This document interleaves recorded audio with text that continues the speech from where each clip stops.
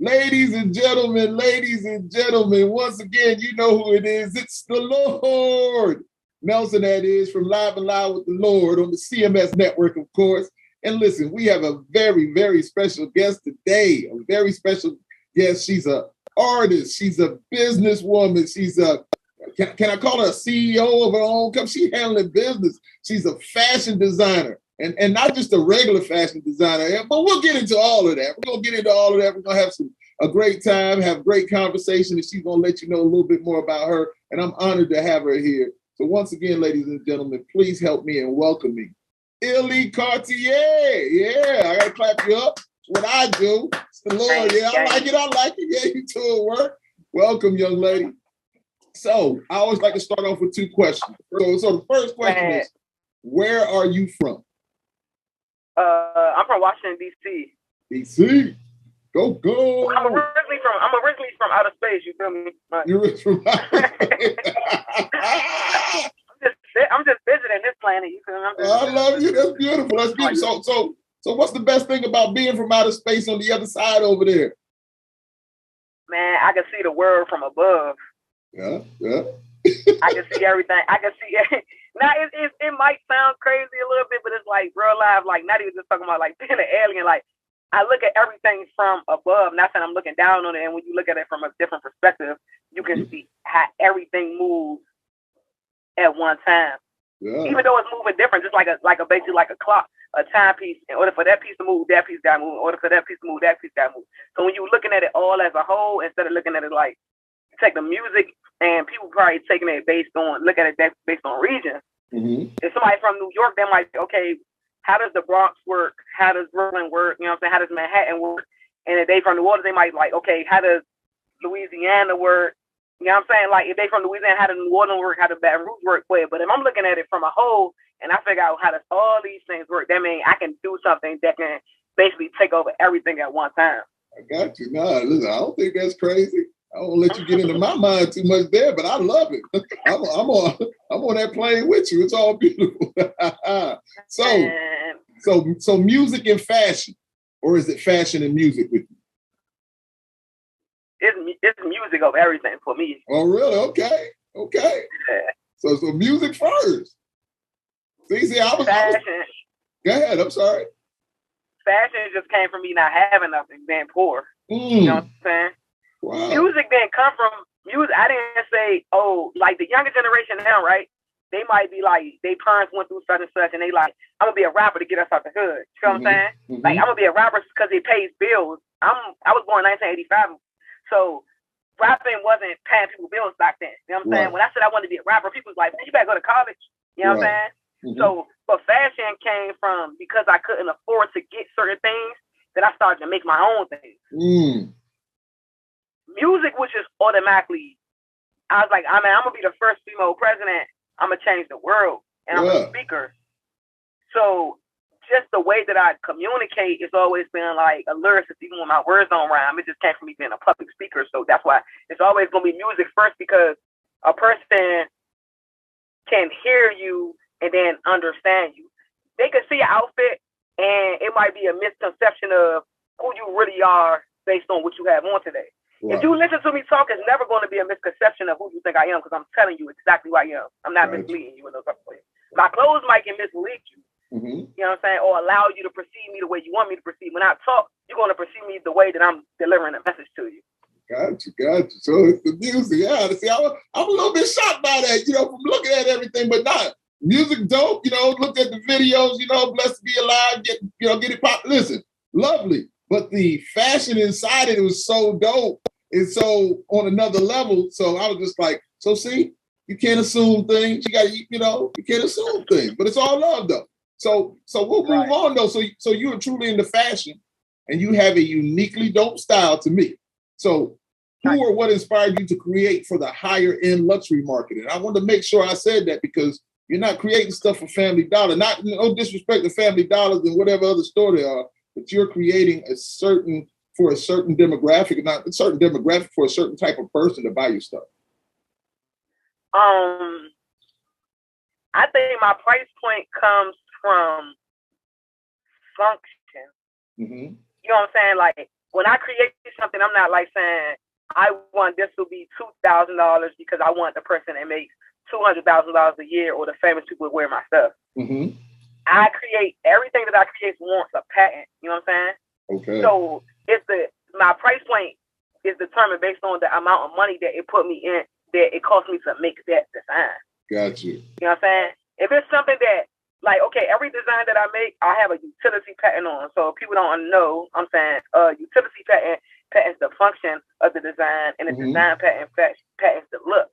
You know what I'm saying? So if I was a designer just based on the look of something, then it will be like, I will probably sell my stuff for cheaper because I'm not really targeting rich people. Right. I'm more so like, at the end of the day, let's say everybody can't afford a car, but they need a car to get places. Right, so they're going to figure out the amount of money to be able to get a car. So if I create something that you need and that you want, I know you're going to pay for it. I'm talking everybody with the need. I always go after a need when I'm creating something. It's never like people that be like, I just want to be fly. I don't create stuff for people like that. You know what I'm saying? I create stuff for people that be like, I need my coat to turn into a vest when it's hot outside. You know what I'm saying? Right. Like, I need my shoes to Yeah. be able to, like, I function. Everything is based on, it's based on the function. I tap into people's needs.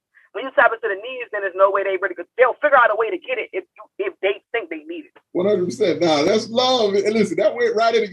You're good. Once again, I love when people go right into my next thing, because I wanted you to educate us on what a higher end product and why luxury brands can charge what they do. And that was, listen, you went into it. You let it be known, especially about you. So I love that.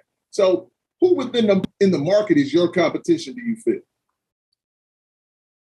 Yeah, look at the smile. Yeah. And don't be shy about it either, because I'm going to, I'm trying to. No, let me say this right quick. I'm trying to see how I can say this without let me say this right quick before. I'm sorry for cutting you off. I apologize. But let me say this. Looking at what you're doing and the quality of what you're doing, it's right there with all your Fendis and Chanels and your Ralph Laurens and Purple Labels and all that. That's how I feel of what you're doing. Your Gucci's and your, listen, it's there. It nothing that you are making looks like, oh man, you can get that right over there. Nah, it's something that's super dope. And so I applaud you on that. So I'm sorry for cutting you off. But I want your answer though. Who are you in competition with? And you should say all of them. I'm not trying to give you an answer. Man, none of them don't got nothing on me. Oh, I love it. That's real. And it's not being cocky, it's being confident. And the reason why I say that is I haven't reached my prime yet in designing. You know what I'm saying? Gotcha. I do to my fashion what I do to my music. I dumb it down for the regular audience to be able to take it. I haven't even. My house is like Dexter's Laboratory, right? I have an alter ego, like it's called Illy Einstein. Like it could get crazy for them over the years. Like they're gonna have to make a museum for this stuff that I'm inventing. Right. The reason why I say is that I have no competition is because I'm literally one person, right? And then you have a Nike or a Gucci, Adidas, and not putting nobody down, right? I'm not taking nothing from nobody. They literally have a team of people that work in each department to make sure this part of the puzzle fits. Right. I do quality control, importing, exporting, design, finish, start to finish, pattern. Like I'm just this one person, right? And I do all this, and I have no investors. Yo, you listen. You handling business. Yo, that's real. That's real. And I love your energy. I'm telling you, I love your energy and your passion for what you're doing. That's beautiful. That's beautiful. So, what is your signature item at the present time, and what was the item that started the Illy Cartier fashion movement? Because it's a movement, believe me. Okay. What started? I'm trying to.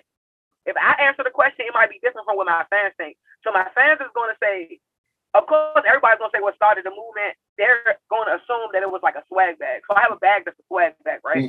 So it's a 5-in-1 bag. It has a detachable hood if it rains or if it snows. Even if it can keep the sun out, we can keep it off you. It turns into a duffel bag. If you add the bags to each other, you can collaborate and make another bag. The front pouch is removable to be like a corn purse or a side bag. If you take the middle part out and put the front to the back, it then becomes the laptop bag and it has a laptop compartment in the inside. So that would be the bag that everybody's like, oh, that's how they start calling me the bag lady. You know what I'm saying? Right. Everybody in the industry calls me the bag lady. So to everybody, they probably be like, that's what started her off because that's the bag that the celebrities is wearing.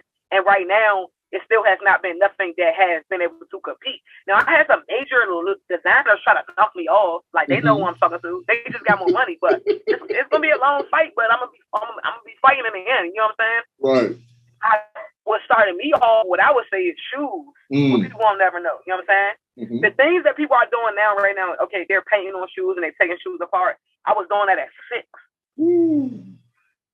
Talk to him. Talk that talk. Talk that talk. So, like, it's crazy. It went from, okay, me having shoes, like, if I did, I live with my grandmother, right? My mom died of cancer when I was 2.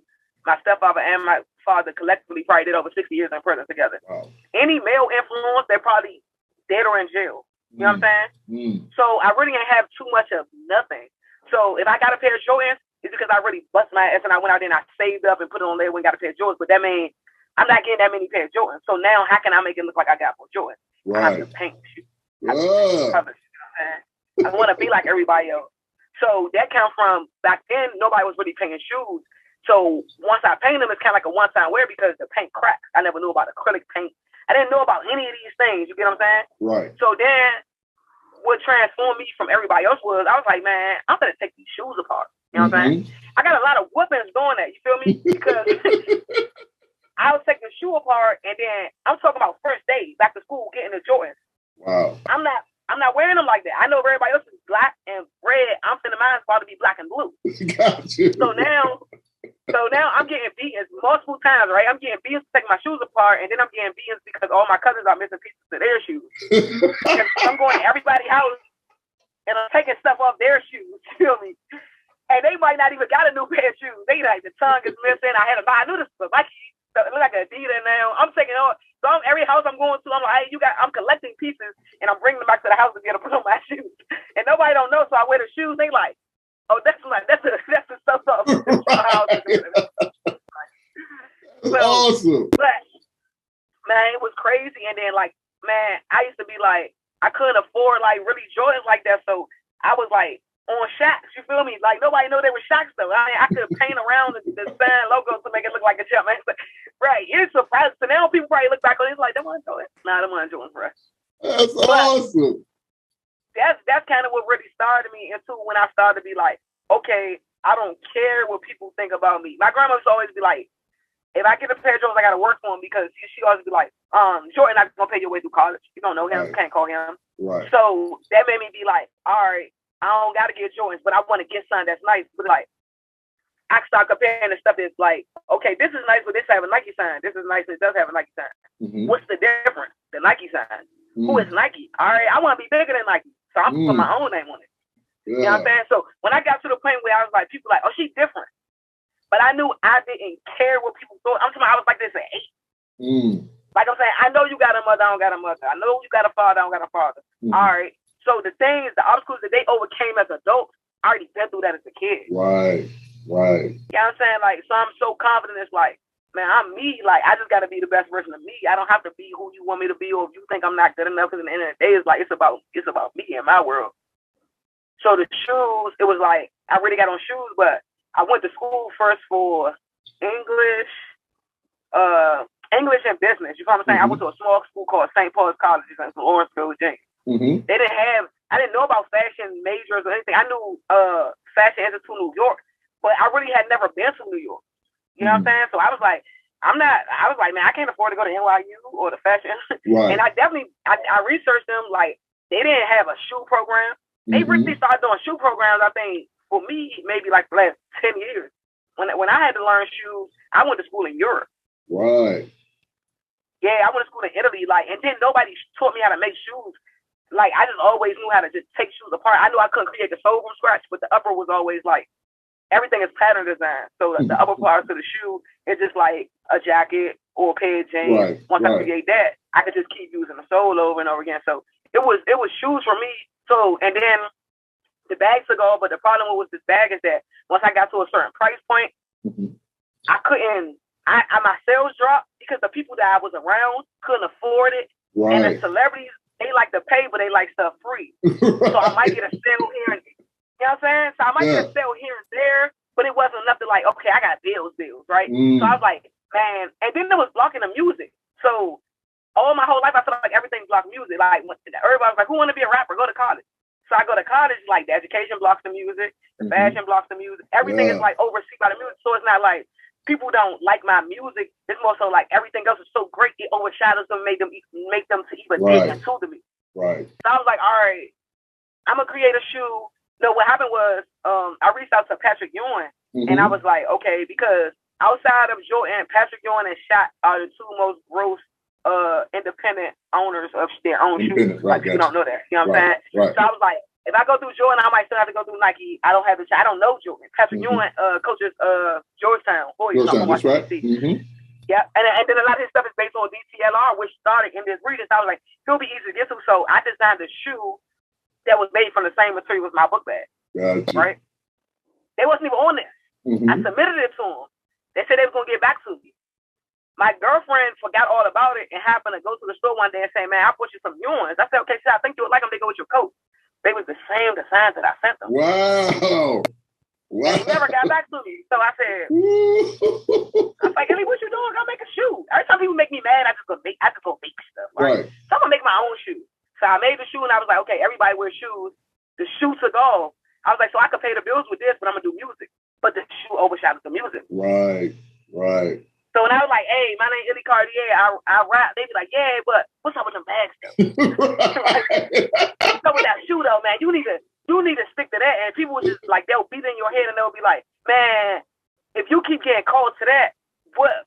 Then that's got to be your call. And I say, no, it's not that I keep getting called to it. It's that I keep that on the phone for. You know what I'm saying? I'm not clicking over for what I really want, for the conversation I'm really supposed to have them click. I'm talking on the phone for the conversation that's easier to have. Right. You know what I'm saying? Wow, that's dope. It's dope. Now, go ahead. I don't want to stop you. So what made me really understand was like watching the Kanye documentary, right? Because like this is, people always think like, I don't want to bash out people, right? So I'm just a realist. When I look at Ye, and when I see him that had a conversation with Sway, right? And he was like, you don't got the answers, right? And I'm like, do he feel like that? Because to me, he don't got the answers. You know what I'm saying? Because I understand what he said, and I understand what Sway saying. Sway is saying, and you have to go through. Sway is just telling him anything that he thinks comes through his knowledge. Not trying to give him bad advice, just thinking like just somebody that you just brushing your ideas for and say, okay, I think like this. I have a different brain. Ye is saying, they blocked me on the Red October, son.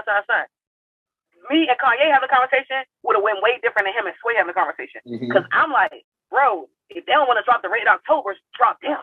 You feel me? Why do you need Adidas? When I want to drop some black Illy Rockies tomorrow, man, I'm dropping black Illy Rockies. Like, right. You know what I'm saying? If I want to take the soul of it, like, it's nothing that nobody can call me and say I can do with my product. Right. So it's like, with me, it's like, dang, like, that's one person I wish I could even run into, because I think we probably create magic, because I understand his frustration, but he don't have nobody around that understands his frustration. And I don't think he know how to really. I guess you could get frustrated when you're in a world where you feel like you don't fit in, and you're trying to explain to people that this whole other world going on, but it's like they ain't never heard of it. Right. Indeed. Right. Indeed. But you can't say they world don't mean nothing because they ain't never heard of your world. You feel me? Like,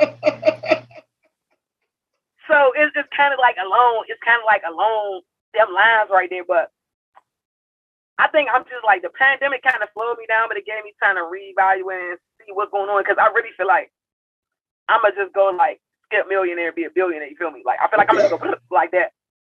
Like, and it's not even about money. Like, I want money to be able to like be on a bigger stage to be heard, right? And then I want to be heard so I can like change the world. Like, it's not about just having the money. Like, I don't care about the money.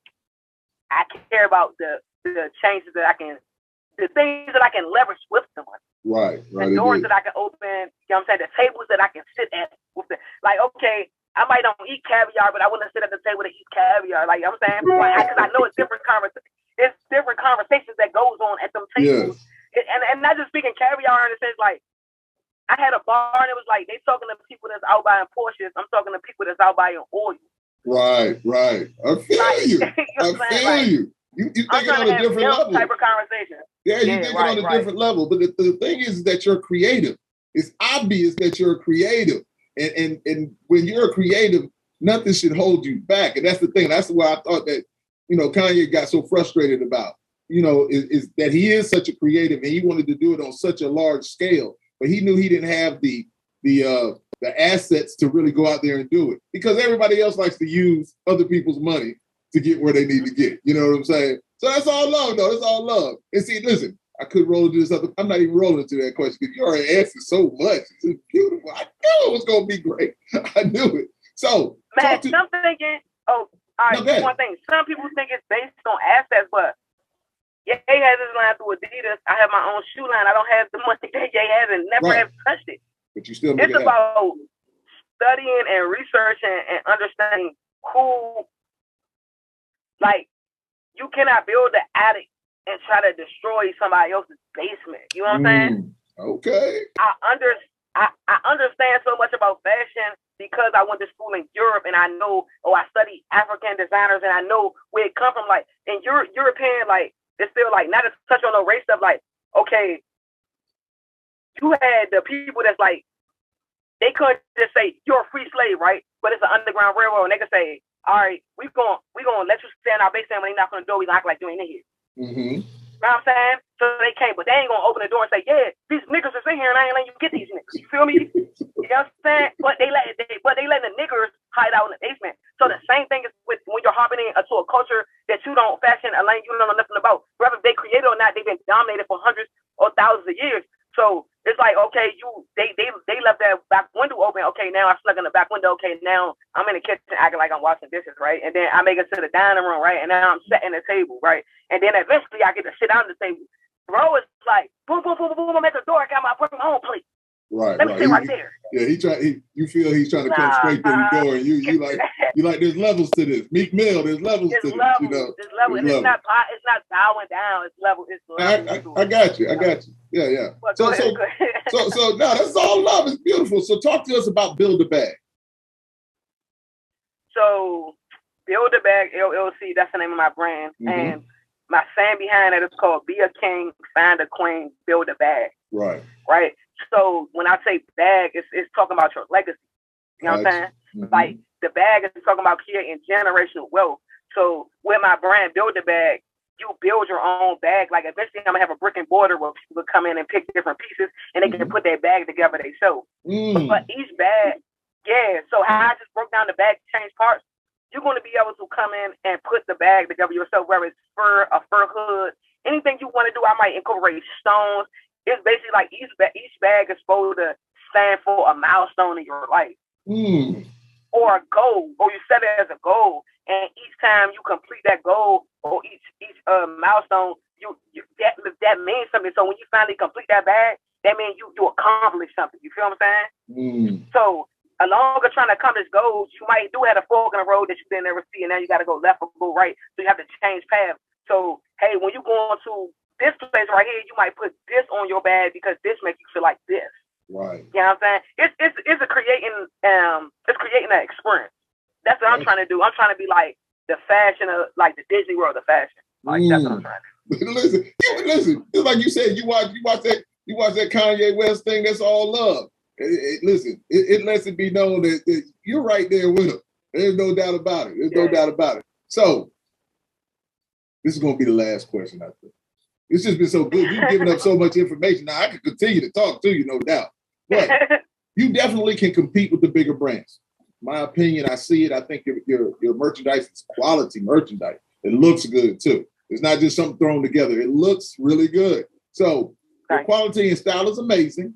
So what will it take for you to continue your rise to prominence? As you said, you already kind of touched on it. What's going to get you to that next level? You know, where it's like Illy Cartier is that name is just like everybody else. You know, I like wearing Ralph Lauren, you know. I'm wearing Dickies right now, but I like wearing Ralph Lauren. I like wearing polo stuff. So what's going to get you there to where, you know, even the big guy, and hold on, you don't make a size 15 in that shoe either. What's up with that? But go ahead and say, go ahead. No.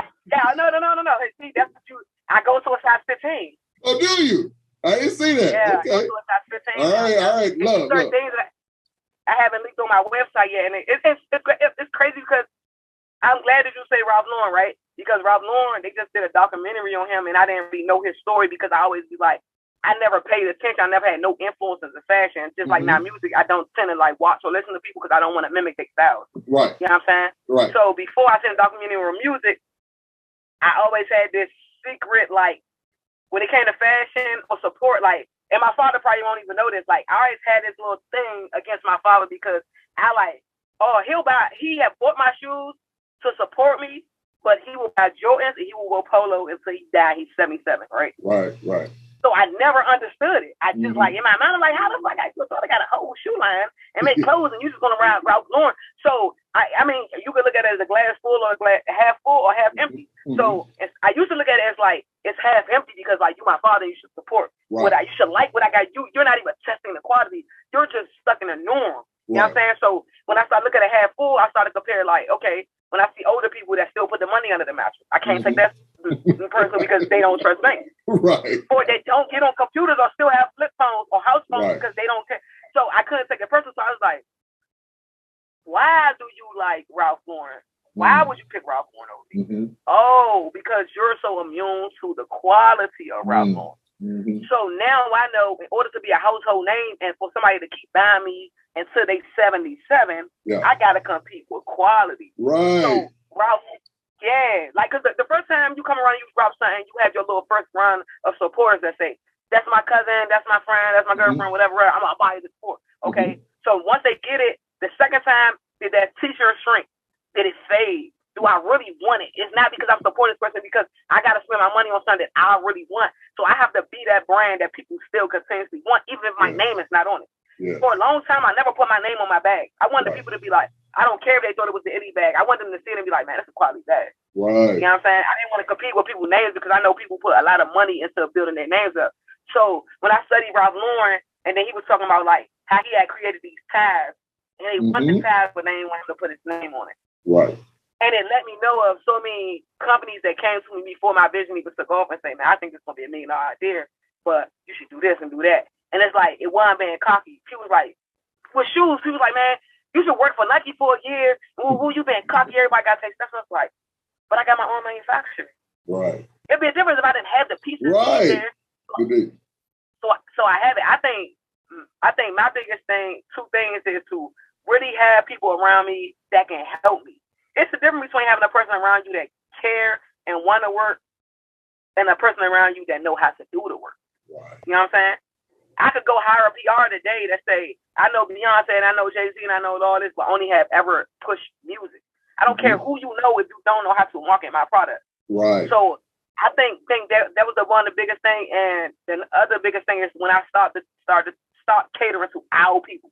You know what I'm saying? When I started thinking like, man, I used to think like, okay, I want Will Smith to wear this. You know what I'm saying? And I got him to wear it. But not being funny, I didn't just go to it could have been, not being funny, Jay Leno, Jerry Seinfeld, whoever, another, just like, okay, I'm going out to Beyonce, but I ain't never say, oh, Paris Hilton, Miley Cyrus.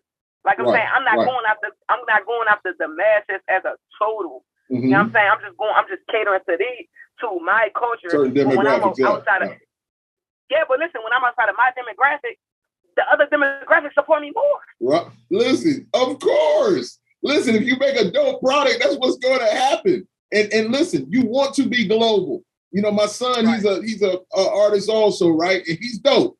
I'm gonna tell you, my son is really, really dope. And he's followed his father. But I always tell him, I was like, yo, the demographics, man, that's just regional right there. That's regional there. I said, you got to make more stuff for everybody. And he's really started doing that. But that's really what's up. So I applaud you on that. Yes, indeed.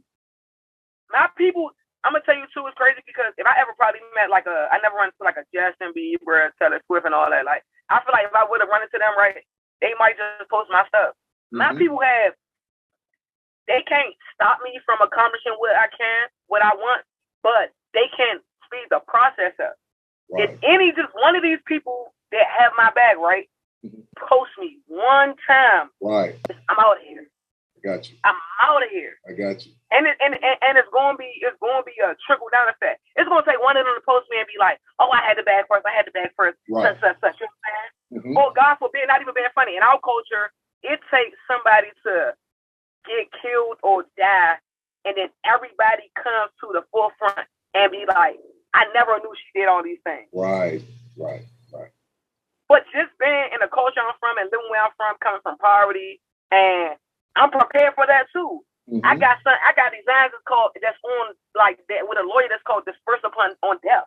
Mm-hmm. Not even being funny, not speaking nothing into existence. I got albums and albums and albums, things that probably Tupac should have had did. Right. You're gonna be like, bruh. Like the way it's set up, it's like ridiculous.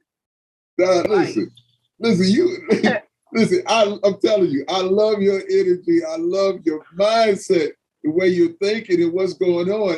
And I just know, not that I think it, I know you're going to get there. You got that drive and that ambition that's going to get you there. And those doors are going to open up. And I'm glad that listen, I got a kind of different market of people that I deal with on the CMS Network that I'm on, Classic Metal Show. Some rockers, man, definitely. Metal music. That's what I do, rap metal and stuff like that. But I love everything. I grew up as a military kid. But I'm just saying to you, I'm praying that when we put this out here, and of course I'm going to promote it the whole week until I have my next show. But, when you come on, and I just want you to be out there. I want everybody to see it, because when I saw it, I was just like, this is really, really, really dope. So I said that more people need to see it. And so, I've seen everything you're doing out there. I seen you hugging on Dave Chappelle and all those kind of things like that. We keep it real. You are really out there working it and making things happen for yourself. But it's love. So there's no worries. It's all beautiful. It's all love. Got you, man. Let me know when you want to get that size 15 for you. I got a different price for you than everybody else too. Yeah. We're gonna have to look at some things, because I even have some people that like different stuff. I like different things. So most definitely, because I told them about you, and so it's like we gonna check it out. We're gonna check it out. So we gonna end it right there. And listen, anytime that you want to come back and talk whatever, just conversation. I don't care what it's about. We can get more deeper into your music. It doesn't matter. I got you. You're a family to me now, so it's all love. So ladies and gentlemen, once again, it is yours truly, the Lord. Nelson, that is, from Live and Loud with the Lord, with the very, very talented, super talented, amazingly talented, on another level, Illy Cartier, ladies and gentlemen. Yeah. Thank you so much. I really appreciate it. Great show. Thank you so much. No problem. Anytime, bro. All right, we gonna holler at you. Thank you. All right. Thank you again for the opportunity. Yes, anytime. Be good. Okay. I'm feeling it. Feel the glass in the top. Come on. Feel the legs pushing up on the ceiling. Feel the high that you get from the line. If you feel it, raise your hell in the sky. Feeling it. So y'all can miss me with the wrist talking. I know y'all pissed from all the shit talking. And this shit, right, the money making sense. Call me money making bitch. Hey, I feel like Rich Potter. I'm on my shit, I'ma need a big taller. Haters climbing the cliff, push they ass off it. Got them all steamed like a ballin' pot of water. Man, they love me like the nigga with the dress from New Orleans. I'm the man like a single man raising 6 daughters. Harder when I'm sick, 96 Jordan. Hard every game like the bitch got 6 quarters. Keep it 3 fucking hundred. 1,200 quarters, 12 fucking blocks, that's a whole lot of warriors. City underwater, I ain't talking about New Orleans, you ain't talking about the money.